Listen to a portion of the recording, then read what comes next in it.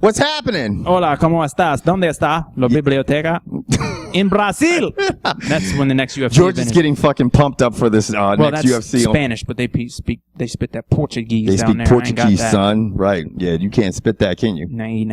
UFC on Fuel TV 10. Damn, these numbers are getting high, man. Yeah, they're having a good run. Yeah, George is actually here in D.C. locking it down. Had to do some wedding shit. Yeah, wedding stuff, Suits, son. rings, food, pick out cakes, you know. I'm gonna be fucking greasing at your wedding, shorty. I'm gonna be tearing shit up. And you'll be greasy because you'll be the only black person there. Anyway, so just saying, you know, when they get relaxer and they lay on the windows and you look up and you're like, that's why you never let a black person in your back seat. They automatically fall asleep. He is so fucked up. Y'all get that itis. I love it. The itis. I will get that itis. I'll be sleeping. I'll get some itis like shit. Anyway, in other words, don't take offense. And for all you people who took offense to Roy Hibbert's comment, no homo, I don't understand that. But yeah, anyway, it's getting crazy. You got to be really careful. You can't say shit. You really can't. I wouldn't even do an interview if I was an athlete. You guys got to get excited about us talking about all this other bullshit because this card is really not super exciting. I'm sorry. It's just not. We're not even going to cover all the fights. Nope. I mean, you've got Roy. You've got what's the guy's name? Ronnie Jason fighting Mike Wilkerson. You've got Jason High fighting Erick Silva, which actually... That's going to be interesting because Erick Silva came in on a fucking cloud handed to us by God. He was supposed to be the greatest thing ever. And then there's this guy, John Fitch, who absolutely dominated him on the ground. And the thing is, I didn't understand it. And actually, at one point in time, I was kind of like that with Erick Silva because I thought, okay, but then I realized he just beat Charlie Brennahan, and he hadn't done anything. The Conquistador, or whatever the fuck his name is. And he hadn't done much in the UFC. And before that fight he had with Charlie Brennahan, he had lost.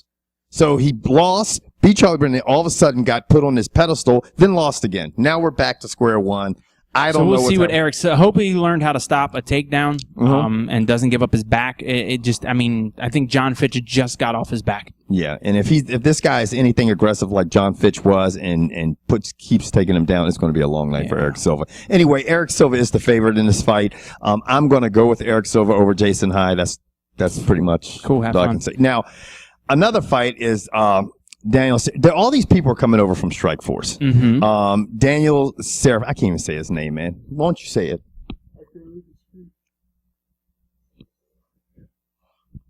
Was that a burp? That was a yawn burp type thing. That's you exercised too much, didn't you? You shouldn't be playing baseball. You know what I'm saying? He played baseball before he came here, everybody. But Daryl, tired. Daniel. I can't say his name, man. Who's he fighting? He's fighting Eddie Mendez. Okay. This is another fight that it's just not. I mean, it's a middleweight bout. I'd go with Seraphim, but it's not a lot. These guys aren't really big names. I mean, they're not. I don't think. And you guys can sit there and bash us and say, "Oh, you guys aren't." We get it all the time when we're kind of like a days ago about cards, but it's really just not that exciting. And I'm not going to sit here and act like I'm excited about it because I'm excited that it's free. Let me put it this way: I'm going to be in DC again next weekend, and I am not stopping here to tape. Right? Yeah. I just don't care about. I know that sounds horrible, and that might not make me a fan. But do you care about every basketball game, every football game, every soccer match that goes on? No. And there's two fights that really have any significance on this card. These I will DVR and watch the shit out of. Now, one is Thiago Silva versus Rafael Cavalcante. Now, can somebody please explain to Kevin or myself, because we're both here baffled and have no answer for this, why does Thiago Silva still have a job? First of all, he has not won. First of all, he hasn't won a fight since like 2009. I think he hasn't won 2 fights in a row since like 07, 08. Now, technically, all you people, but he beat. No. His last 2 wins were wiped out due to no contests. Right. Both for what, drugs? For one, because he failed. He had marijuana. The other one, he failed the test. Before that, and then the other one he lost. So that to me is amazing. Like, I don't know how he still has a job in the UFC. And believe me, Thiago Silva, I don't want to meet you in the street and you be like, Kevin, you fucking up my, because that's a crazy looking motherfucker. But I will say he needs to go to the minor leagues, get some fights, get the ring rust off, and then come back. Yeah. Now I'm going to tell you what, we've seen all these guys that are coming over from Strikeforce. We saw it actually with what was it? Rockhold? Because he went. Well, Rockhold didn't do too well, but all these other guys seem to be doing pretty well. But we saw with the WC when they first came over, we saw them doing very well in the lighter divisions. Cavalcante is Not to be played with. He's not to be played with, and he's the favorite in this fight. And I can understand that because Thiago Silva you just don't know what Thiago you're getting. Now, with that said, weed smoking Thiago, that's the one you're getting. Well, I think Thiago wins the fight, but loses on account of drug test again. Yeah, and I think this will be his third strike, and then 3 strikes you're out. That's usually how it works in baseball, and probably in the UFC too. Yeah, now, so that's what I think is going to happen. The main event is Big Nog versus Fabricio Werdum. Now, Werdum has got great jiu-jitsu, but so do the Nogueira brothers. Right. So that leads us back to the stand-up game, which Werdum is... Yeah. And it's funny because this is where it's interesting. Nog's stand-up lately has looked pretty decent. Right. He's improved on it, you know?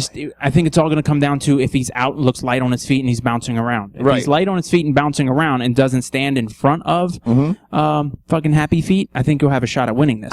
I think when you think of the Nogueira brothers, you think of incredible Brazilian jiu-jitsu, but... no. I think of 2 giant mongoloid people taking a massive amount of damage and still finding a way to win the fight. Right, because they don't use them. Their faces are fucked up. They look like they belong in the Goonies. And look, that's not a slight on their ability. Like the other guy who got his fucking panties all in a bunch because I don't like Ronda Rousey's mole. That's not taking anything away from her as an athlete or what she can do. He just doesn't like that particular I just part don't of her like face. moles. I didn't say she was ugly. I'd say just for me, I would be like, honey, you got a mole. But that's just me. Again, the Nogueira brothers are ugly as fuck, but they're talented as fuck in the ring as well. You can't overlook that. But this is the thing I'm getting at. And I understand it's not a beauty contest either, but I'm just saying. But everybody is going crazy on their BJJ, but actually Fabricio Werdum with his size and stature, and you can't overlook his BJJ. It might be better. He's phenomenal at Brazilian Jiu-Jitsu. His BJJ might be better. I think the Nogs, they have gone on their reputation for so long, but Fabricio Werdum on the ground is fucking nasty as shit. To me, Big Nog needs to keep this standing to win. I think if Fabricio gets this to the ground, I kind of give him the edge, but they both have great jiu-jitsu. So I think it would be fun if this was just a straight grappling match, but then that wouldn't be MMA. For me, I'm going with Big Nog. You going Big Nog? I'm going Fabricio Werdum. Fabricio. Comical, brash, and sometimes politically incorrect. The Uncut Sports Show. Non-traditional sports coverage delivered the way you like it by your uncensored co-hosts, Kevin White and George Bedford.